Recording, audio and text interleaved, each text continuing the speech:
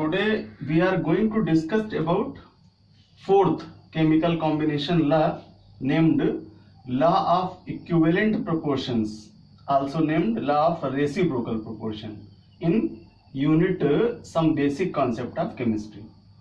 This law is given by scientist Richter. So first we discussed about the definition of this law and then we goes on their examples. So according to this law, the ratio of masses of two substances X and Y which separately react with a fixed mass of other substance Z is either simple multiple or fraction of the ratio of masses of X and Y when they react mutually. Means दो तत्वों X और Y, suppose करते हैं X और Y की उन मात्राओं जो तीसरे एलिमेंट Z की समान मात्रा के साथ रिएक्ट करती है उनमें से एक सिंपल रेशियो क्रिएट होता है और या होल नंबर का रेशियो प्राप्त होता है। तो इस तरह से जो एक सिंपल रेशियो जनरेट होता है उस आधार पर इस लॉ को कहते हैं लॉ ऑफ इक्विवेलेंट प्रोपोर्शन या लॉ ऑफ रेसिप्रोकल प्रोपोर्शन। तो लेते हैं एक एग्जांपल इसका और उस एग्जाम्पल के ऐसे 3 पॉइंट्स हैं जिनका डिस्कशन करते हैं और प्रूफ करते हैं लॉ ऑफ रेसिप्रोकल प्रोपोर्शन का। बच्चों 3 एलिमेंट्स रिएक्ट करके 3 डिफरेंट टाइप के प्रोडक्ट्स क्रिएट करते हैं और ये एलिमेंट हैं हाइड्रोजन, सल्फर और ऑक्सीजन। कोई 3 एलिमेंट हैं ये, जैसे मैंने नॉमिनेट किया था आपको रूल में XYZ से, या हम ABC सपोज कर सकते हैं। उसी तरह से यहाँ पर 3 एलिमेंट्स मैंने लिए hydrogen, sulphur and oxygen. Both are reactable with one another and make a different products. तो अगर इनके प्रोडक्ट फॉर्मेशन को कुछ इस तरह से देख लें, हाइड्रोजन,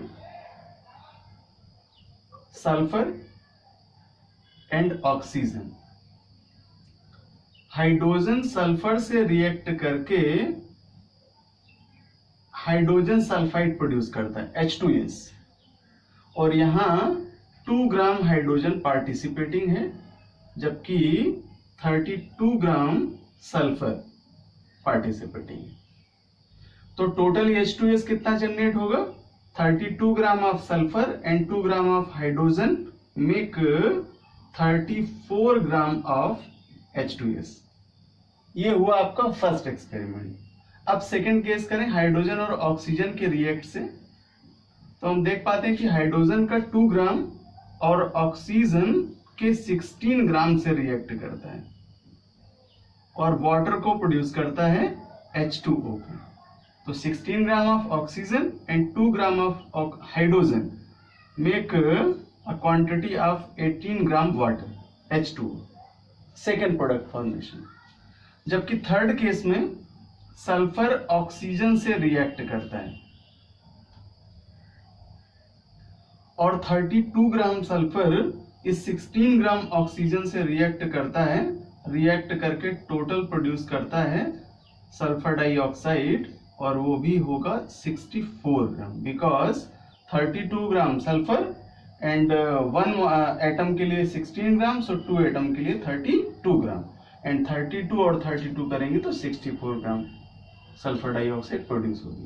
तो यहां से हमें 3 रिएक्शंस मिले बच्चों। पहला है H2 plus S gives out H2S, दूसरा है H2 plus O या O2 करें सो हाफ O2 कर लें, देन H2O और sulphur plus O2 gives out SO2। ये 3 एक्सपेरिमेंटल रिएक्शंस हैं जिनके कंक्लूजन आपको दिए हुए हैं। अब देखते हैं कि जरा इन तीनों एक्सपेरिमेंट में क्या क्या रेशियो प्राप्त होता है। तो इन 3 प्रोडक्ट्स के लिए रेशियो चेक कर लेते हैं क्या जनरेट होगा। फर्स्ट प्रोडक्ट था H2S hydrogen sulphide, second product water H2O and third is sulphur dioxide SO2। तो यहां हाइड्रोजन और सल्फर का ratio means H2 ratio sulphur आपको 2 ग्राम of hydrogen and 32 gram of sulphur ये जनरेट करेंगे, जबकि यहां पर रेशियो जनरेट होगा 2 gram for hydrogen and 16 gram of oxygen, और जबकि ये जनरली रेशियो क्रिएट करेगा 32 ratio 2 into 16 and finally 32 ratio 32। तो इस तरह से बच्चों हम देख पाते हैं कि ये एक प्रकार का कहीं ना कहीं सिंपल रेशियो जनरेट होता है। सिंप्लीफाई करेंगे सो 1 रेशियो 1 क्रिएट होगा एंड 1 रेशियो 8 क्रिएट होगा एंड 1 रेशियो 16 क्रिएट होगा। तो इस तरह से ये हम देख पाते हैं एक सिंप्लीफाइड रेशियो के रूप में ये रेशियो मिलते हैं, इसलिए इस लॉ को रेसिप्रोकल प्रोपोर्शन लॉ के नाम से जानते हैं। Now we going to discuss about last law of chemical combination named law of gaseous volume, also called Gay Lussac law because it is discovered by scientist Gay-Lussac. This law is related with the volume of gaseous substance. So first we define as a definition. According to this law, when gases combine with each other, they do so in volume which bear a simple ratio to each other, and also to product formed provided volume of all the gases are measured under similar conditions. Means जब गैसें आपस में react करती हैं तो ये आपस में रिएक्ट करने वाले जो सबस्टेंस हैं उनके वॉल्यूम, और वो वॉल्यूम की कंडीशन है कि एट सेम कंडीशंस में मेजर किए गए हों। मीन्स वो क्लाइमेटिक कंडीशंस हो, टेम्परेचर हो या अदर फैक्टर्स हो, वो स्टेबल हो, समान परिस्थितियों में उनको मेजर किया गया हो, तो उनके बीच में एक सिंपल रेशियो जनरेट होता है, सरल अनुपात प्राप्त होता है। तब इस लॉ को नॉमिनेट करते हैं लॉ ऑफ गैसियस वॉल्यूम या गैसी आयतन नियम। और इसको समझते हैं एग्जाम्पल के माध्यम से। Suppose that nitrogen N2 react with hydrogen H2 in same atmospheric condition to form ammonia NH3. Balance form में लाएं N2 plus thrice CH2 gives twice NH3। तो बच्चों यहाँ अमोनिया का जो फॉर्मेशन हो रहा है उसमें अगर वॉल्यूम लिया जाए इन सबस्टेंस का, सो नाइट्रोजन का 2 वॉल्यूम और हाइड्रोजन का 3 वॉल्यूम, और अमोनिया को जनरेट करता है 2 वॉल्यूम। तो इस तरह से इस रिएक्शन में प्रोडक्ट का फॉर्मेशन होता है। और अगर इसको सिंप्लीफाई कंडीशंस में लिखा जाए देन हम शो कर सकते हैं 1 पार्ट ऑफ नाइट्रोजन, 3 2 जा 6 है, सिंपल करेंगे 2 3 जा वॉल्यूम मिलेगा 3, और यहाँ 2 वॉल्यूम ऑफ अमोनिया। तो 1 volume of nitrogen and 3 volume of hydrogen gives out 2 volume of ammonia. और अगला रिएक्शन देखते हैं। सपोज दैट हाइड्रोजन का रिएक्ट कराएं क्लोरीन से, H2 plus Cl2 gives out twice HCl। तो बच्चों यहाँ हाइड्रोजन का जो वॉल्यूम है वो 1 होगा, 1 volume of hydrogen and 1 volume of chlorine react with one another and make 2 volume of hydrochloric acid HCl। और एक एग्जांपल लें इसी तरह से हाइड्रोजन हैलाइड प्रोड्यूसिंग का, then H2 plus I2 gives out twice HI। Same volume मिलेंगे, 1 volume होगा hydrogen के लिए, 1 वॉल्यूम होगा आयोडीन के लिए, और 2 वॉल्यूम्स मिलेंगे हाइड्रोजन आयोडाइड के लिए। तो इस तरह से देख पाते हैं बच्चों कि ये जो फॉर्मेशन हो रहा है रिएक्टेंट से प्रोडक्ट में, इनके बीच वॉल्यूम का एक सिंपल रेशियो जनरेट होता है, इसलिए इसे law of gaseous volume nominate करते हैं। तो डिस्कस करते हैं, इसका एक क्वेश्चन लेते हैं और गैसियस वॉल्यूम फाइंड आउट करते हैं। Question is 27 degree Celsius temperature and 760 mm pressure पर 20 लीटर प्रोपेन गैस का अगर कंबस्टन किया जाए तो सेम टेम्परेचर एंड प्रेशर पर कितनी ऑक्सीजन रिक्वायर्ड होगी। बहुत अच्छा क्वेश्चन है, वॉल्यूम फाइंड आउट करके पता चलेगा कि कितनी ऑक्सीजन रिक्वायर्ड है। At 27 degree Celsius temperature and 760 mm pressure, how much oxygen will be required for complete combustion of 20 liter propane gas? So first we denoted the values given in question. T equals to 27 degree Celsius and P equals to 760 mm. Both are fixed, means T और P में कोई change नहीं होगा। सबसे पहले discuss करें कि propane gas का फार्मूला क्या होगा। बच्चों प्रोप मीन्स 3 कार्बन सीरीज होगा, so 1, 2 and 3 all are add with single bond because an suffix denoted by the condition of alkane category and each carbon have their valency 4। So यहाँ अगर hydrogen से इसको balance में लाएंगे तो propane का formula मिलेगा C3H8, C3 और H8, ये बच्चों फार्मूला होगा प्रोपेन के लिए। अब हम देखते हैं कि इससे क्या रिएक्शन जनरेट होगी। Propane means C3H8 react with oxygen O2 to form carbon dioxide CO2 and reduce water. Balance करेंगे then 5O2 thrice CO2 and 4H2, ये फॉर्म इसकी बैलेंस है रिएक्शन की। अब यहां 1 मोल प्रोपेन और 5 मोल ऑक्सीजन पार्टिसिपेट करती है at same T and P, यानी टेम्परेचर और प्रेशर में यहां कोई परिवर्तन नहीं करते। अब इसका कंबस्टन कराते हैं। सो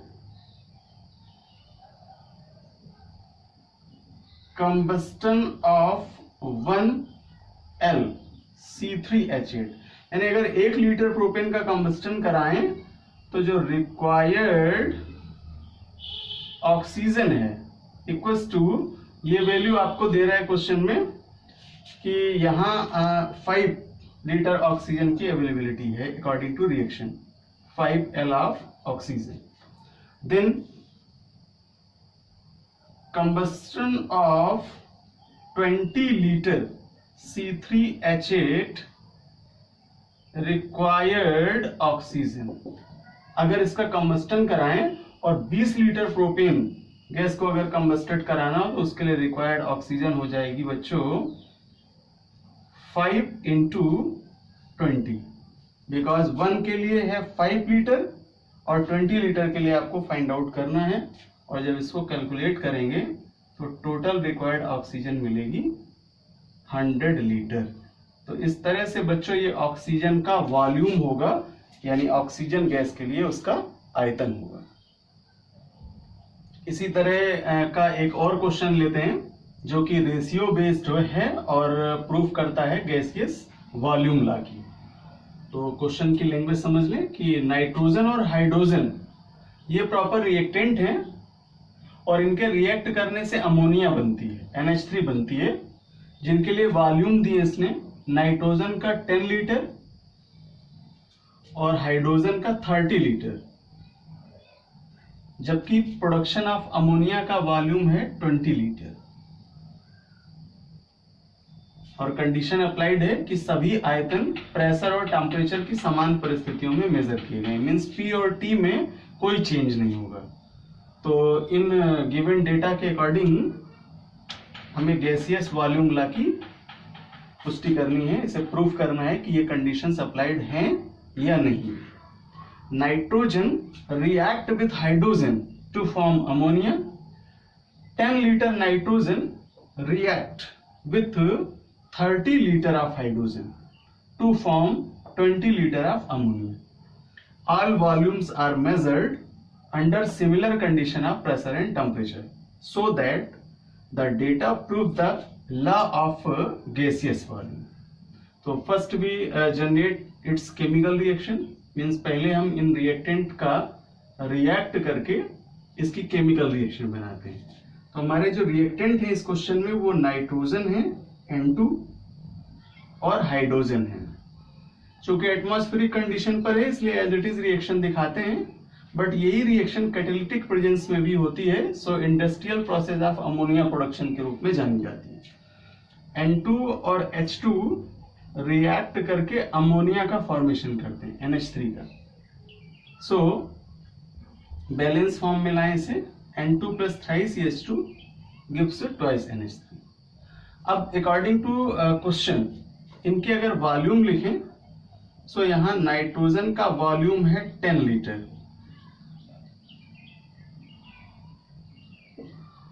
और हाइड्रोजन के लिए वॉल्यूम है गिवन 30 लीटर।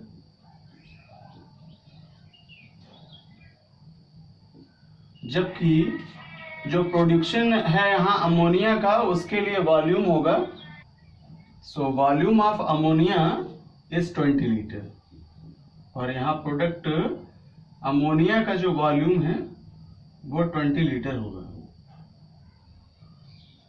अब अगर हम यहां रेशियो जनरेट करें, मीन्स जो रिएक्टेंट है उनका रेशियो वॉल्यूम का और प्रोडक्ट का, देन N2 रेशियो H2